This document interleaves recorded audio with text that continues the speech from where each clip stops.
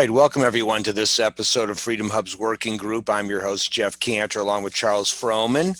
We're sponsored by the Marketplace for Health, Wealth, and Freedom, and we are absolutely the disruptors intersection.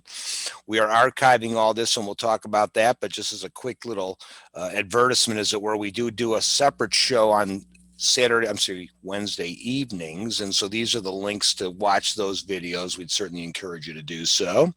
This is the website. There's two domains that take you to the same place, basically. But let's take a look at where we're at, and we'll kind of work our way over to today.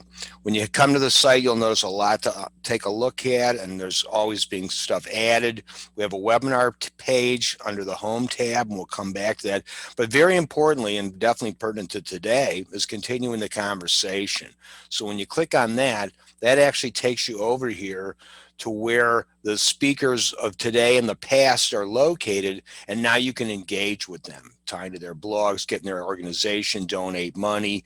In other words, today's just an introduction, and your involvement begins after today. So this is all in here too. And then also we have under this Freedom tab, Fighting for Freedom. Here's another important tab. I'm just highlighting a couple key things. We have any of these action items to be concerned about, and then down here, all these different organizations that are fighting for various aspects of freedom. So it's your kind of one clearinghouse to find out about all of them. And then on the webinar page, let's take a look at this for a minute as we get closer to finding out what's going on today. A little breakdown. Here's a write-up on the two different webinars for today. And a little further down is the guests coming up, so you can plan your calendar. And there at the bottom here are the links to take you to the 4 different places, and we're going to be adding some more in the next coming weeks, where the videos are being archived. And if we took a tour over to this, say, this Brighteon one, it looks a little bit like this, and you'll see there's an awful lot of people on here from over the weeks, and they're all really fantastic. And you'll see, you listen to one of them like, wow, this is great. What do I do now? Boom, continuing the conversation. So it's your chance to engage on all these different topics that might be of importance to you. And unfortunately, in today's world, there's so many that are important, you need to be working on like 10 things at once. So, but let's see what we're going to find out about today. And this is where Charles is going to come into play. So let's go over here and meet our guest today. So Charles, why don't you do the honors? Gladly, Jeff and Alexis, welcome. Alexis, a lawyer, a very prominent lobbyist for the environmental arena mostly, is someone I met in the 2000s when I was lobbying in DC. We were trying to remember, which client of mine or project led to the tea we had at Teaism. And we think it was the Equal Justice Alliance, perhaps, a client of mine trying to stop Congress defining as terrorists, innocent, well-meaning people trying to protect animals mostly used for experimentation from unnecessary abuse. Apparently, that rises to the word of terrorism, just like the ones we actually think are terrorists. But bastardizing definitions is something the bureaucracies are good at, as Alexis might discuss today. She did mention the word organic as one example, where it doesn't mean what natural, loving people would like it to mean, healthy and uncontaminated and natural and not synthetic. Before the Organic Consumers Association, where she's been the lobbyist, attorney, and counsel for 15 years, she worked at the Marijuana Policy Project, which has a lot of money, and they could take credit for legalizing marijuana in most of the states where it's being legalized. She also has branched out into regenerative agriculture, which is a huge movement. It's important. It's difficult. How do these farmers get off the reliance and all these pesticides to grow their crops and bring them to market, and to say no to the genetic modification of seeds? Increasingly, Americans and humans around the world, they want the natural stuff. They want healthy food, local farming. We did have Joel Salatin of Polyface Farms a year ago talk about these topics, and it's really great to have Alexis back, because not only is she going to talk about the agriculture department's dumbing down of definitions of soil and organic, or the weird defining of GMOs as good for global climate change abatement. But she's even going to get into some of the current COVID hysteria problems where folks are facing loss of their access to work or shopping, travel, learning, or basic daily lives if they don't take the vaccine, which is seen as the only solution to the COVID disease. And of course, that's not true. There are more effective treatments that are not vaccines that the FDA did approve on an emergency basis for a while, and then took away that emergency approval. So maybe the FDA is corrupt as well. We're going to get into all these topics. So, Jeff, that is our intro for Alexis. Well, that's a pretty good shopping list there, Alexis. You got your work cut out for you, but I'm going to give you the spotlight, so off you go. All right. Well, thank you so much, Jeff and Charlie. This is a great pleasure for me. Um, as Charlie mentioned, I'm the political director for the Organic Consumers Association. And in the more than 15 years that I've been at OCA, we've primarily been working on keeping organic standards strong and fighting the worst forms of industrial agriculture, genetically modified foods, toxic pesticides like Monsanto's Roundup, the glyphosate-based herbicides, and factory farms that pollute their neighbors and destroy our health with the products that they produce. So this year, though, I ended up learning so much more than I ever thought I would, working on organic issues and agriculture issues. And I'd like to talk to you guys today a little bit about the evolution that my organization went through in 2020, but why I think that the work that we did during the pandemic year, why it fits with what we've always worked on, and why it's important, and why we won't go back, or as some people would say, stay in our lane. I have gotten some feedback from other folks in the organic farming and food community that we shouldn't be talking about what the pharmaceutical companies are up to. We're only experts when it comes to the agribusiness companies like Monsanto and Bayer. But wait, isn't Bayer also a pharmaceutical company? Now, I do think that it's wrong to tell organizations to stick to their expertise, because these things are connected. And unless we see the connections, we're never going to really understand the world that we're living in. And I don't want to throw this word around lightly, but I'm not the first to say that what we're living through right now is beginning to resemble a fascist state.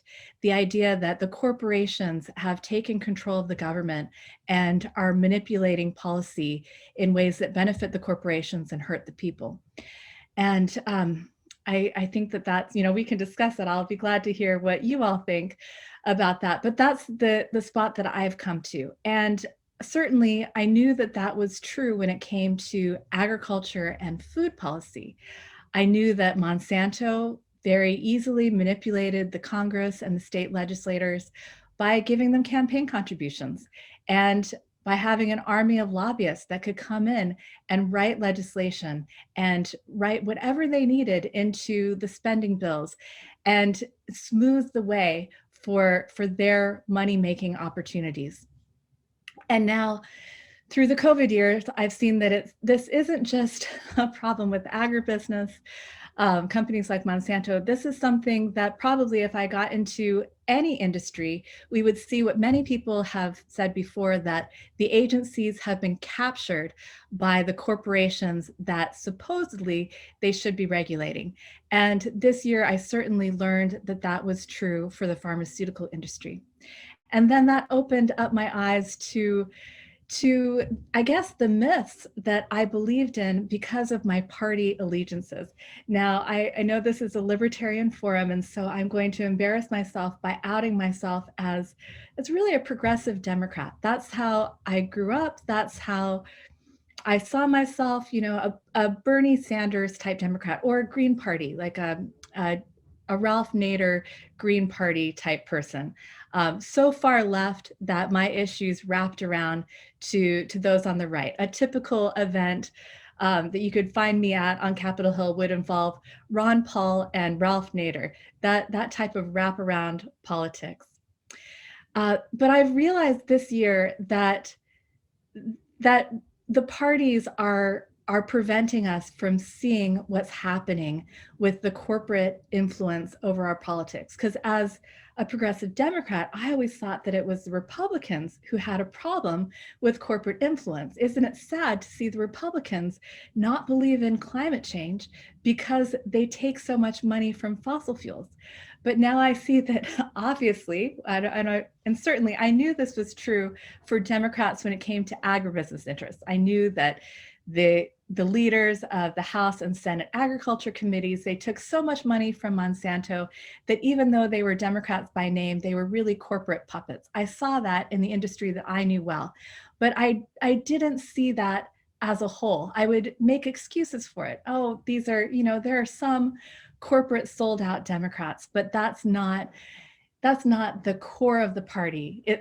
That's what happens when the core of the party is unfairly influenced, but their core is working for the collective good. And now I see that, yes, that's exactly, not exactly, but it's very similar to how Republicans view their party. Their party is about protecting individual liberty, independence, freedom. And when it is that Republicans stray from those ideals, there are a few that are corrupted by corporate interests, but really our party is about protecting individual liberties. And of course, it's also odd that we, in this two-party system that we have, that we pick teams and then we have to be in these opposing camps, where you have to choose individual liberty or you have to choose the collective good, but we can't work together as human beings and fight this corporate influence that damages both of those ideals. So this year, obviously, we have been seeing what happens when the pharmaceutical companies get control over public health policy. And this mystified me for most of 2020. I did not catch on quickly to what was going on, but I've had some good mentors. One of the best was Dr. Meryl Nass, a medical doctor who got very deep into all of this around the 2001 anthrax attacks. And so when she saw 2020 and what was happening, she saw that there were parallels to that. And I learned a lot from her about how this all works. And one of the things I learned from Dr. Meryl Nass, an anthrax expert, is what happens under an emergency use authorization. Because all year we kept saying, well, gosh, why is it that they are inflating the COVID death count?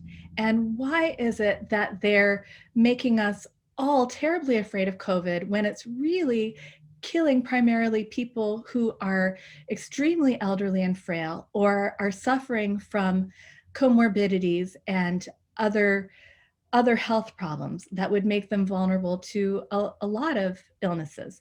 I just couldn't figure it out. And then why would they suppress hydroxychloroquine? It's something that's safe, it's off patent, it's cheap, it's working.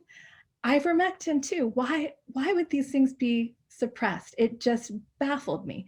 But I learned from Dr. Nass that after the military was given the anthrax vaccine, and that was implicated in Gulf War syndrome, and the service members who didn't want to take the vaccines took the military to court and won. And the judge said, you just can't experiment on American service members.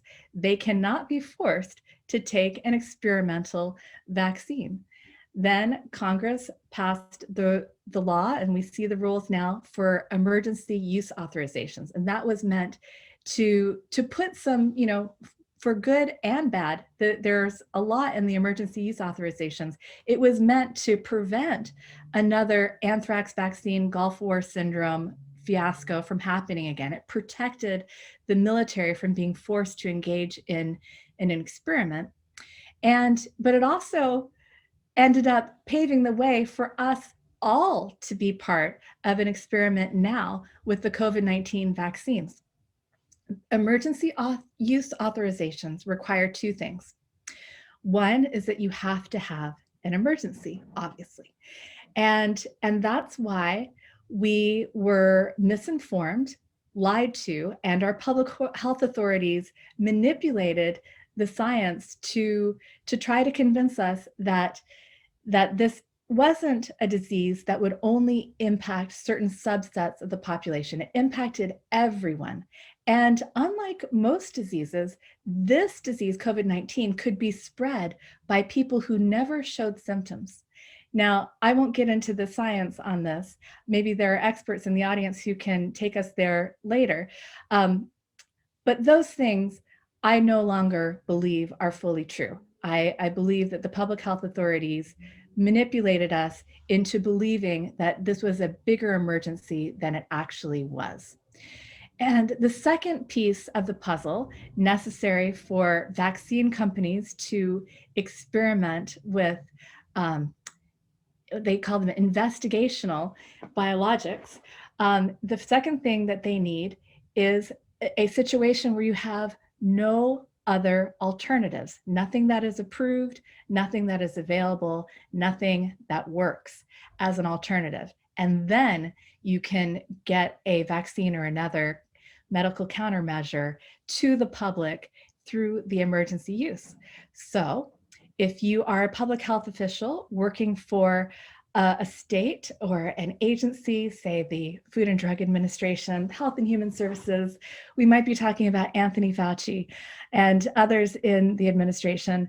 If their goal is to help the pharmaceutical companies profit off of this crisis, get these new mRNA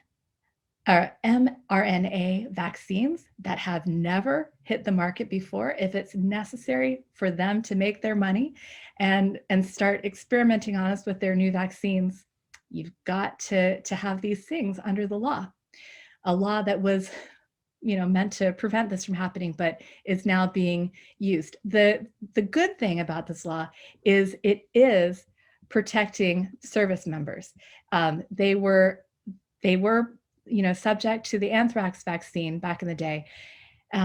And still, I think, although I don't think it's mandatory now, someone in the audience will have to correct me on that one too. But anyway, this was, at this moment, you'll note that the military is not being required to take the COVID-19 vaccine. And that is because they are protected in this emergency use authorization law from being experimented on. And so right now, they have the right to informed consent, just like we all do. All of us this is a good part of the emergency use authorization law. We all have the right under this law to informed consent, even military service members. So no one should be forced to take the vaccine. But I know from the good work that Anna Garner is doing, she's a lawyer in the Southwest who has brought a case on behalf of I believe he was a correctional officer, perhaps a prison guard, who was required at his work to take the vaccine. And she is fighting for his right under this emergency use authorization to protect him from being denied informed consent being the most important part in that equation. So here's why I think that these issues, although, I'm not a great expert on vaccines, I didn't know about how they were regulated under the law. But here's why I think that my organization, which is committed to organic food and natural health, this is why we think we should be working on this important cause.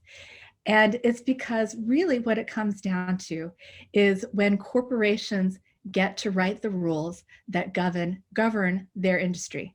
And certainly I am an expert on that when it comes to organic standards, seeing how the big egg companies decided that they wanted to get into this market for organic eggs. So they decided, but they had to do it with factory farms, right? They have to do it with tens of thousands of chickens or even hundreds of thousands of chickens in a single operation. They want to do it that way. And if the regulations say that animals are supposed to get outdoors and supposed to be able to engage in their natural behaviors, well, they're certainly going to influence the regulators at the US Department of Agriculture so that that law is either changed or not enforced. And we've seen that in other issues related to organic standards. So I know how this works in the industry that I am an expert on. And certainly I've seen it with corporations like Monsanto. Why aren't, like now everybody, so there's a big similarity, I think, between genetically modified foods and vaccines. And so I think that people who have been concerned about Monsanto making us all part of an experiment where we're eating foods that have not been tested for safety, and we don't even know when we're eating them because Monsanto has blocked labels on genetically modified foods. So we're being denied our informed consent when it comes to genetically modified foods. I think anybody who understands that issue should understand the vaccine issue. And now I'm not trying to proselytize in the sense that I want you to not take the vaccine or I want you to take the vaccine. I want everybody to make up their own minds about this, but I want everyone to be informed. We need to work the informed part of the informed consent as well. We have a right to know that these vaccines are in stage 3 trials. So when you take a vaccine at this point, you are joining the experiment, and they have not been proven effective. They have not been proven safe. We're still figuring out. And the FDA keeps lowering the bar. Well, it's not meant to prevent transmission of COVID. It's not meant to prevent you from getting COVID, but it is meant to prevent it's probably going to prevent hospitalizations, extreme cases of COVID, and hopefully it'll prevent deaths. But we'll have to see how this comes out. You know, you need at least, I guess they're going to require 6 months of data on those questions before we figure out whether the vaccines work or not. But I think that, you know, these things are awfully complex, and I do not pretend to be an expert now. I'm just learning these things. But one of the things that I've learned from my mentor, Meryl Nass, is that we've got to watch this process very carefully, because not only has the government given these vaccine companies this enormous opportunity to finally commercialize technologies that they've been working on for more than a decade, but there may be, shall we say, a not so free market when this all goes down. There, you know, we may see a tipping of the scales, that certain vaccines are going to be presented as less safe than the others. Because one of the odd things about the situation where you've got several vaccines going through this emergency use authorization, once one of them becomes an approved, not just authorized vaccine, that clears it. Then if you've got something that is approved, then you can no longer have things going through the emergency use authorization. And so there are going to be winners and losers amongst the vaccine companies. And I think that we're seeing the public health authorities set the groundwork for that and lay this, you know, dress the stage for this act where we see some of the vaccines be shown to be not safe, and then strangely other vaccines that seem to have some of the similar side effects, like the blood clots, for instance, but those are safe. So we'll see what happens, but it's interesting to watch. It's interesting to learn all about this.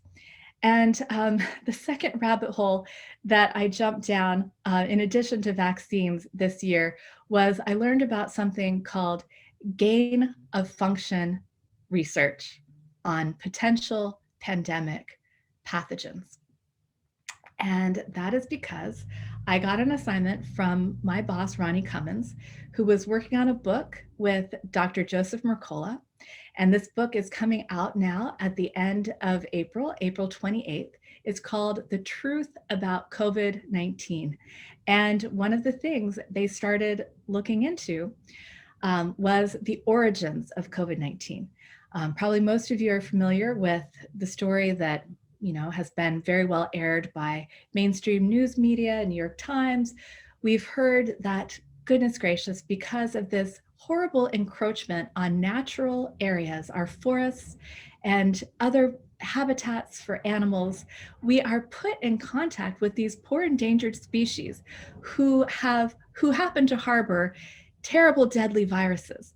And when we encroach upon their natural habitat through deforestation and other crimes against nature, we might inadvertently become subject to these animal viruses. And that is what happened with COVID-19. We were, and there's always, there's always another piece of the story that I would call xenophobic and a little racist, where they say, oh, those dirty Chinese, they eat bat soup. Ugh, they eat pangolins and civet cats.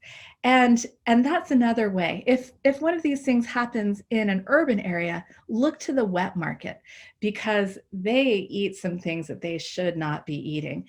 And that's why they get nasty, dirty animal viruses like COVID-19. So these are such compelling stories, depending on your worldview. Certainly for me as an environmentalist, that made perfect sense. Of course, it's because of environmental devastation. That is a story that rings true to me. And then of course, anyone who, like myself, actually, I've never traveled in China. You tell me Chinese people eat bats? Well, I mean, I don't know. I haven't been to a wet market in China. I'm sure it's very exotic. And so it's easy to tell us these stories. You're not an expert on a subject. You've got to take the news media's word for it. And so that, I think, is a story that stuck in people's minds. But there were some very good, savvy researchers. One of my favorite groups is the White Coat Waste Project.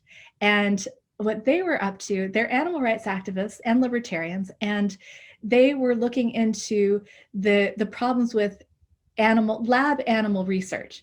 And they were saying, not only is this disgustingly cruel to animals, but it's just a waste of money. And shouldn't this be an easy way to protect animals, to tell our policymakers, look, stop wasting money on this animal torture. These experiments aren't really adding to science in any significant way, and they're torturing animals. Let's just cut this out. And so they made a list of targets back in 2019. They started looking into where foreign labs were receiving US taxpayer dollars. And they thought, well, at least we can stop labs in foreign countries from torturing animals with US taxpayer dollars. And one of the labs that they were watching out for was the Wuhan Institute of Virology in Wuhan, China, where the COVID-19 outbreak originated. And so they were taking a very close look at the science and a very close look at US funding.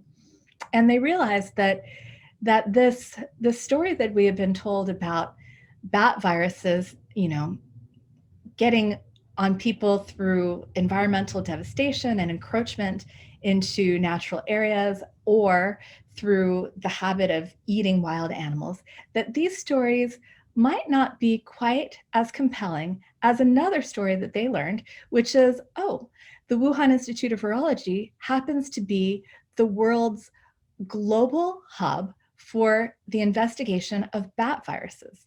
And of course, it's common knowledge, and all of the fact finders in our major news media outlets, they all concede that yes, in fact, the closest known virus that is a relative of COVID-19 or SARS-CoV-2 is a bat virus, RATG13, and it is in the collection at the Wuhan Institute of Virology. And in fact, their lead researcher, Shizhen Li, she knew, she was up at night worried about this when she heard she was out of town for a conference. She hears there's an outbreak of coronavirus in Wuhan, where her lab is based. And her first thought is, oh my gosh, could that have been a lab accident? We have a lot of bat coronaviruses. And her story is that she went through the database very thoroughly and found, no, we don't have anything like SARS-CoV-2 here. We just have this natural bat virus, RATG13, that we collected about 1,000 miles away in Yunnan. And that's the closest known relative of COVID-19. But, this probably doesn't have anything to do with our research, because it's a natural bat virus, and it certainly made its way here through some other type of wild creature, probably a pangolin. And yeah, we have nothing to do with this outbreak. That is not a likely story, as I'm sure you all are thinking yourselves. And you may have read about this, because finally, 60 Minutes, all sorts of news outlets are actually covering this story now. But I want to bring it full circle, because after researching this and going down some interesting rabbit holes, the Pentagon funds a lot of this gain of function research on potential pandemic pathogens. And so I looked at that, and they fund EcoHealth Alliance, which funds the Wuhan Institute of Virology. And there are even papers that Shizheng Li has published where the Pentagon, the Defense Threat Reduction Agency, is cited as a funder for her research. So that was interesting. And there's also a Chinese scientist who's a whistleblower who has pointed out that, yes, China, the Chinese military, also engages in virus hunting and the manipulation of potential pandemic pathogens in the lab. So we've got the whole biological weapons angle, and that was extremely interesting to me, as because it fit my worldview. I'm a longtime peace activist raised by anti-nuclear weapons protesters, and certainly this must have something to do with biological weapons. And I learned all about what happened with the 2001 anthrax attacks, which of course I lived through here in DC, but had never really investigated. So that became very interesting to me. But and we started a campaign even around it.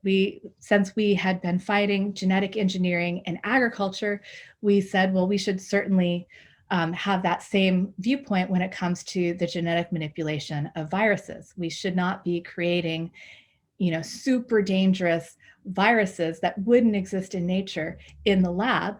It causes, there are regularly lab accidents, and this sort of thing either did or could have created a pandemic. But recently, I've been following a really fun group on Twitter.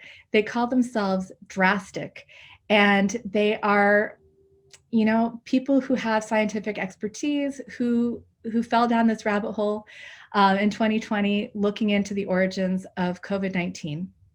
And recently, one of them pointed out that one of the big pieces of this story is that Anthony Fauci was funding this research through the National Institutes of Allergies and Infectious Diseases.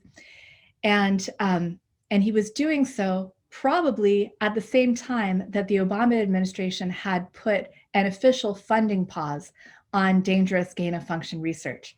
And so that was part of the story. I was aware of that. But recently, someone pointed out on Twitter, part of this Drastic group, that actually the funding pause never would have stopped a lot of this research if the research was part of vaccine research.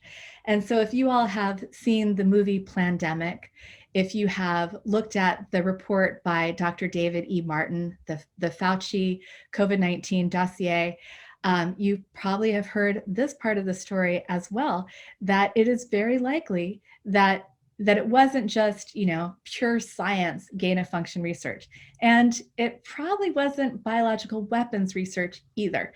Biological weapons research is not allowed under the Biological Weapons Convention, but it is allowed if you're creating countermeasures, if you're creating vaccines. And I think what's happened since the Biological Weapons Convention was passed in the 70s is that the military said, okay, if we want to continue doing biological weapons research, which we probably should do because, Russia's probably doing it, China's probably doing it.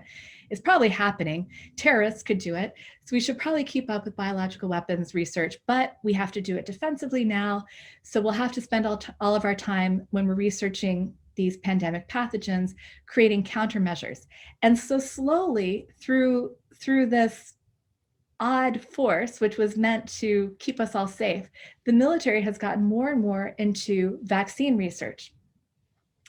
And when scientists raised the alarm bells during the Obama administration about the dangers of gain-of-function research, and they were successful in getting a funding pause on this research, they weren't successful in shutting it down when it has to do with vaccines. There's a specific exemption in the rules that the Obama administration made around this for vaccines.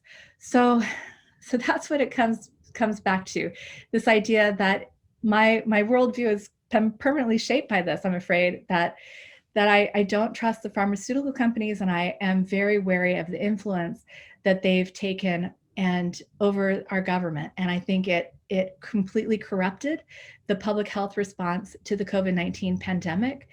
And it has prevented us from getting treatments that actually work. It's prevented us from certainly learning about natural cures, about being healthy. Like certainly, people who are healthy and eating organic food and getting plenty of vitamin D, we're not likely to come down with COVID. And you're never going to hear about that that's because of my core work on the things that Monsanto is involved in. Monsanto is never going to let our government put together a public health protocol that says eat organic food, because they can't make money off of organic food. And there was just one more topic that I wanted to cover that links the work that I do to the work that I started to do, weirdly enough, after the pandemic, and that's raw milk.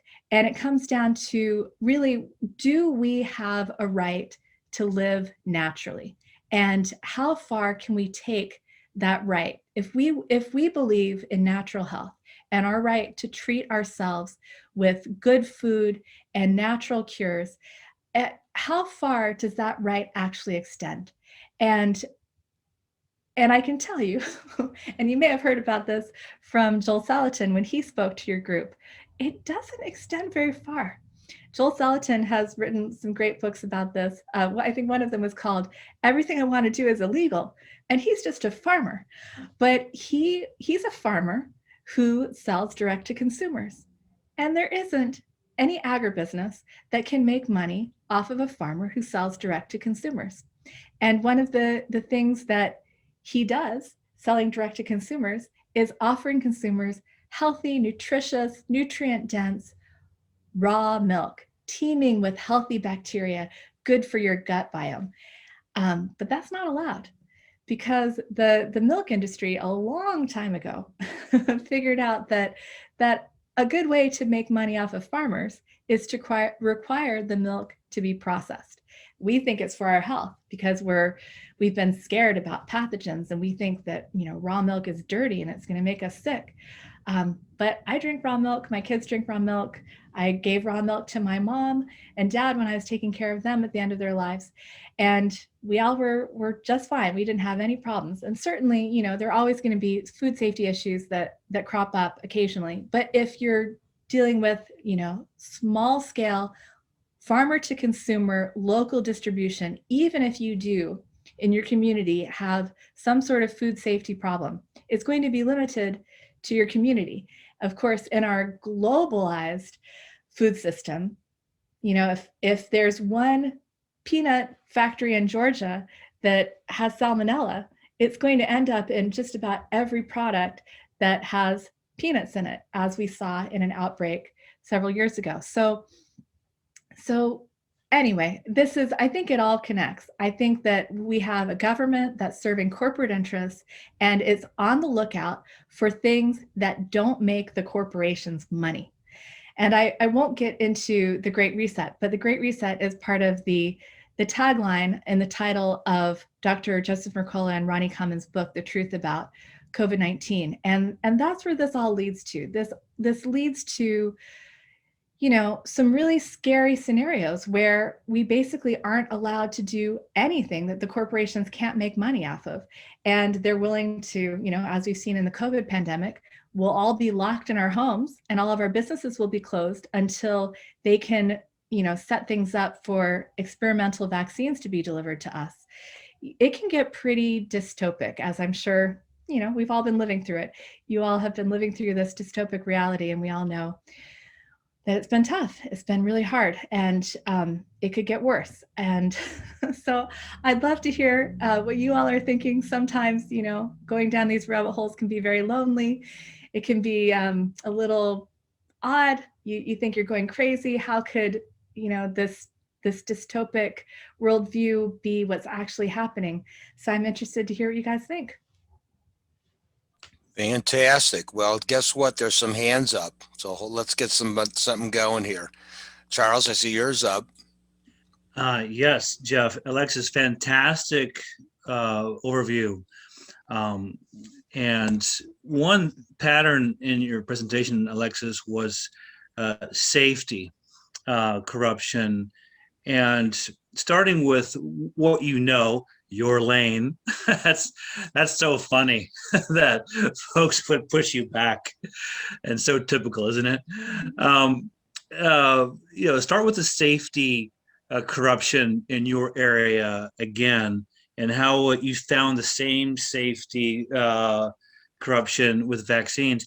And I want to push you a bit because I think we all know the next rabbit hole that we can't avoid, and that's the electrosensitivity that so many folks have, and which is going to really manifest with the Federal Communications Commission's new rule allowing anyone with a fixed antenna on the roof with the OTARD rule mount a transmitter that no one can escape from. And then they're going to be mounted on your local street poles or right of ways. Local government officials say their hands are tied. Telecom is just as aggressive as pharma and agra. You haven't touched on that issue, and we'll have future guests focused on that issue in their lane. They can't get away from that. They want to divide and conquer, don't they? Absolutely. And they've been very successful. My organization was definitely too scared to talk about vaccines before this year. And the only reason we started is because we got banned from social media anyway. We have to censor ourselves to stay on social media, and we regularly get the content that we post on social media blocked. And so we obey their rules as a condition of staying on social media. So anyway, we have to censor ourselves. And so we realized, we might as well be truthful with our members when we communicate with folks via email if we can't, talk about most things we want to talk about on social media. But kind of rephrase again some of the safety corruption in your old lane real quickly with organic and the factory farming, the experimentation on animals, that whole area. What is the common pattern there with totally ignoring safety, even with pesticides, and then your new areas? Well, yeah, I mean, I've certainly been used to being told that I'm anti-science because I worked on Monsanto's Roundup glyphosate-based herbicide Roundup. And but now we've seen court cases where when you bring this evidence to a jury and you show how Monsanto manipulates the regulations that are supposed to govern them, juries figure it out pretty quick, especially when you have plaintiffs who are dying of cancer. And there are thousands of Roundup exposed cancer victims all over the United States, farmers, agricultural workers, pesticide applicators, people who work in lawn care. When people die and you see that a corporation knew decades ago that their product likely caused cancer, you can get that when you get into a lawsuit and you have discovery. You can't often get that from the FDA or the EPA, even though they're collecting the same data and they have the evidence. They're unlikely to include all of it in their reports, but the corporations usually have, they've been watching out for what their liabilities and risks are. And yeah, so now we have glyphosate exposed cancer victims who are taking Bayer, which now owns Monsanto, to court and winning billion-dollar verdicts, which is, tragic and exciting at the same time. It's horrible that it came to that many people had to die and become deathly ill before we could get justice. And we're only getting justice for one specific type of cancer because the science is very, very, very well documented for non-Hodgkin lymphoma. But there are all kinds of things that can happen to you with glyphosate exposure. And most people who are sickened by Monsanto's Roundup, if they don't have non-Hodgkin lymphoma, they are probably out of luck. So that's just one example. But also a big area of law is generally recognized as safe. And now we're seeing all of the processed fake meat made with synthetic ingredients, like the Impossible Burger that bleeds because it has a genetically modified, synthetically produced ingredient in it, a synthetic heme that is hemoglobin. It's made out of soy, but it looks like blood in the burger. And we've been following the FDA approval process for that. And, there's supposed to be a GRAS review, but it's just amounts to letters being sent back and forth between the corporations and the FDA. And then there's supposed to be a review if something is a color additive. That should be much more vigorous. And perhaps it will be. It's still being litigated. The Center for Food Safety has taken Impossible Foods and the FDA, actually taking the FDA to court over Impossible Foods burger. But yeah, it's these things, most Americans think that these laws protect them, that these regulations keep us safe, and the foods that we eat have been vetted. And that is not the case. And that I am absolutely certain of and know very well. But I suspect that it's also true for pharmaceuticals, which obviously makes so much sense since so many people are harmed by pharmaceuticals every year. It's definitely a situation for sure. What are some of the things that we as individuals can do? Well, it's really hard as an individual to become an expert, as I certainly know, trying to learn about new things this year. But there are a lot of good groups like mine that are have developed this research and this expertise over many years.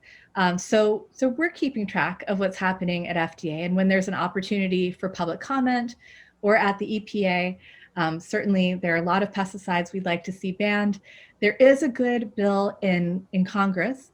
It's called the Protect America's Children from Toxic Pesticides Act. And, it's kind of embarrassing because this bill would say that we need to pause our approval of toxic pesticides when other foreign governments make determinations that there are safety issues. That's kind of odd, but it would help. Certainly the European Union, which isn't fail-safe when it comes to protecting its regulators from corporate corruption, they're usually doing a little bit of a better job than we are. And they've managed to put controls on, they didn't ban glyphosate, they gave it 5 more years, but they have managed to put controls on the pesticides that kill bees, the neonicotinoid insecticides that Bayer makes. So there are regulatory opportunities in the United States. There are opportunities to educate members of Congress in the United States.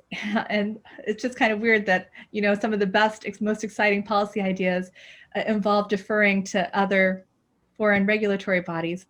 The World Health Organization, everybody's seen how they've screwed up the COVID-19 pandemic, but they did have a panel of experts, international cancer researchers, who were the ones who said that glyphosate causes cancer and that there's a strong link between non-Hodgkin lymphoma and cancer. So get together with a group like mine on an interest on a cause that you care about, that you're interested in, whether it's 5G or whether it's vaccines or food and agriculture, and avail yourselves of their expertise. We usually have pre-written letters, but it's really easy to send comments into the agencies, and you can write your own.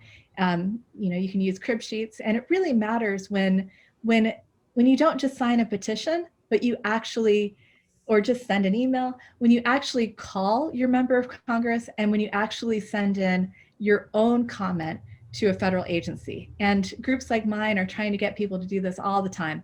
And it's usually pretty easy. We've got the crib sheet for you to send your own comments, but it really makes a difference when individuals do this. And if you're engaged with politics in your community, in whatever party, you probably have the opportunity to meet your representatives, especially during election season. And it makes a difference. They pay attention. They'll send you a letter in the mail when you send a form letter email into your congressional or Senate offices. So it makes a difference. It really does. That's good to hear. And again, it just reinforces what we typically bring up or comes up in this little show of ours, is that it's down to you and me. Invariably, we're not going to vote for somebody or see some bill pass through. Forget it. And what's really funny is that your bill actually sounds like what's in it, as opposed to them having a name. It's the opposite of whatever the title is. So that's nice. Very cute. Charles, I see your hand is up. I'd like to invite a couple of the guests to speak if they're not too shy. There is one person on this call who I worked with back in the 2000s, who I mentioned as possibly the reason that you and I had tea. If Odette wants to say something in her reaction, but also Dr. Ackland, you're a gut biome pioneer. If you want to talk about the importance of this organic message in today's webinar for the gut biome, please, just unmute yourself and say something to, invite folks to come check you out. And, there's been other presenters here, Dave Weiner and Jim Greatbeck. So please, anyone. Well, hello, I'm Odette Wilkins. It's a pleasure being here. Yes, Charles actually, and I worked a number of years ago on a project. I'm right now president and general counsel of a newly formed nonprofit corporation called Wired Broadband, Inc. And the purpose of that is to promote fiber optics over 5G and to actually show the deceptive advertising of 5G being so fast, especially in 5G, if you try to download a 2-hour high-def movie, with the present download speeds for 5G, you could download in about 12 or 14 minutes. With fiber optics at its current speed, you download it in 38 seconds. So much for truth in advertising. And obviously, it has nothing to do with download speeds or anything else that they've been advertising. It has to do with a lot more that they're not talking about. We have had a proliferation of installations of 5G in New York City. They've been approved at the number of 11,600 5G antennas to be placed on street poles. They have already placed over 8,000. That's not even considering all of the 5G antennas that are on top of roofs. And I have people who have been contacting me who are seriously physically injured from the 5G antennas on top of their heads or the 5G antennas that have been installed outside of their homes. Serious injuries and continuing injuries, especially an 83-year-old woman, a former actress, who has lived in this apartment for 44 years. They placed 5G antennas on top of her head, and and it was found that she started vomiting every day, almost every day, for the past 15 months. Irritable bowel syndrome, heart arrhythmias, cognitive disability. She had a contract to write a book, and she cannot write anything. I have another police lieutenant who put his life savings into his house. They placed a 5G antenna outside of his house, and he now has heart issues. He doesn't, and they can't replicate it in the doctor's office because that's not where they have 5G. He goes back home, and that's where he gets the symptoms again. This is a serious issue, and it is going to be a big catastrophe just waiting to happen. And that is why we formed this corporation. It's myself and 2 other directors. We're also looking for additional directors and officers to help us with the corporation, and we're going to be doing a massive outreach. We are planning on putting together a memorandum, which we are currently working on, a memorandum to the Biden administration, as well as to the FCC. And hopefully we'll get sign-ons from a number of organizations to actually execute an executive order to stop full deployment of 5G until there are safety studies, because obviously there are no safety studies on 5G. There are no safety studies on 4G, only on 2G and 3G, and that's been conclusively found to show cancer, heart tumors, brain tumors, DNA damage, and much, much more. And we're also planning on filing a complaint on behalf of New York City. So that is what we're doing. And we're just about we're in the middle of working on our website, so that's going to be up and running pretty soon. But we've got lots of students working with us. They're very interested in this issue. And we're going to be doing a lot of outreach in New York City. So stay tuned. That's very good. Just goes to show us one more thing we have on our list to deal with, of course, for being on here today. That was really very good. And again, it's an incredibly important topic because, you know, all these other things are great, but with that 5G, I mean, how important is that if your diet is horrible and you're dying from your own health issues? I mean, it's just adding fuel to the fire. So it's important, but you're kind of at the beginning of, like, as they say, the food chain. So thanks for today. Well, thank you so much, Jeff. Thank you, Charles. Thanks, everybody. Odette, nice to see you. I'll be watching for your work. It was really great to be here with you all. Thank you.